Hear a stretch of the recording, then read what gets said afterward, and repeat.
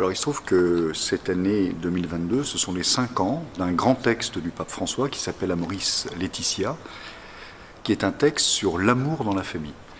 Et c'est un texte assez fondamental parce qu'à la fois le pape nous y donne une catéchèse sur le couple, la famille et l'amour dans le couple et dans la famille, et à la fois il ouvre un certain nombre de questions concernant la famille, concernant ceux qui se sentent loin de l'Église en raison de séparation de couple.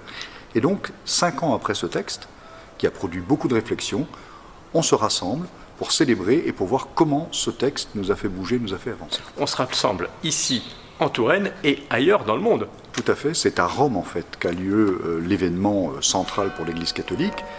Des gens du monde entier, des fidèles, des évêques seront rassemblés à Rome autour du Saint-Père pour ce temps d'action de grâce et de réflexion. Et le Vatican, le Saint-Père, nous a invités à vivre cet événement aussi dans chacun de nos diocèses. Donc nous le faisons ici en Touraine dans ces quelques jours.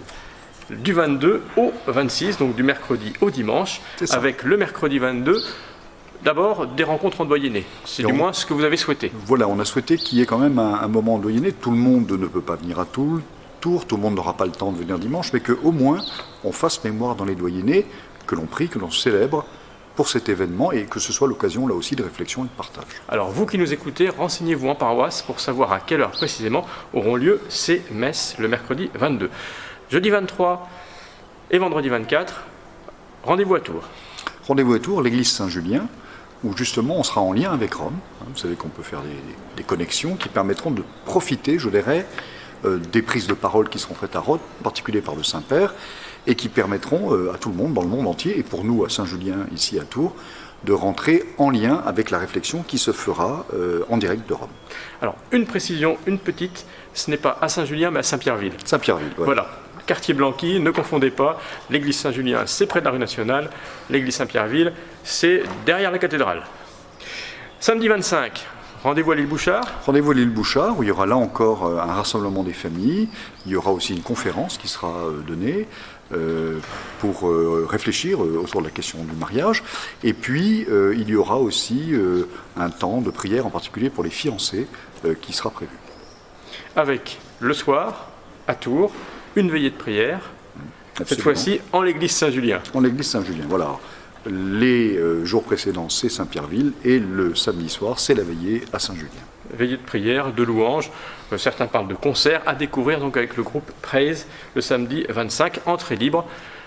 N'hésitez pas, vous qui nous écoutez. Dimanche 26, je le disais tout au début de cet échange, dimanche 26, c'est ici au Carmel. Nous sommes d'ailleurs en train d'enregistrer. Alors ça commencera d'abord à la cathédrale, à 11h, avec une célébration, une action de grâce par rapport à Maurice Laetitia, et puis une action de grâce pour laquelle nous prierons pour tous les couples, pour toutes les familles, pour ceux et celles qui se préparent au mariage et qui vont fonder un foyer. Et puis il y aura un pique-nique ensuite au Carmel, pour tous ceux qui le souhaiteront. Et puis l'après-midi, il y aura une animation de 14h à 17h, avec en particulier une conférence que l'on m'a demandé sur ce sujet de l'amour dans la famille, et puis une table ronde qui nous permettra de réfléchir à ces questions tellement importantes aujourd'hui, avec toutes les interrogations, vous le savez bien, qu'il y a dans la société, avec ces flottements des frontières entre hommes, femmes, entre les différentes formes, je dirais, de vie aujourd'hui, et puis ce que nous croyons, nous, comme chrétiens, concernant la famille. Donc de 14h à 17h, table ronde et conférence. La conférence, c'est vous qui la donnerez, Monseigneur. Toutes les familles, évidemment, sont invitées. Toutes les familles sont invitées, évidemment, pour venir participer, et bien évidemment à la messe à la cathédrale, et à ce qui suivra ici, à la fois le temps, je dirais, amical, le pique-nique, et puis ensuite tout le temps de réflexion qui sera proposé. Les familles sont sollicitées de toutes parts pour tout un tas de choses et tout un tas de raisons. Qu'est-ce que vous pourriez leur dire à quelques jours de l'été?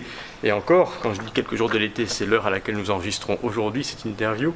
Mais qu'est-ce que vous pourriez leur dire peut-être pour les encourager, leur donner envie de poursuivre dans la lancée qui est la leur?